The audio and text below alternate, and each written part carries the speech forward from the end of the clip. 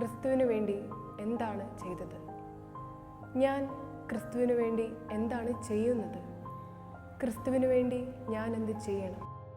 വിശുദ്ധ ഇഗ്നേഷ്യസ് ദൈവസ്നേഹത്താൽ നിറഞ്ഞ് തന്നോടും നമ്മോടുമായി ചോദിക്കുന്ന ചോദ്യങ്ങളാണ് ഇവ.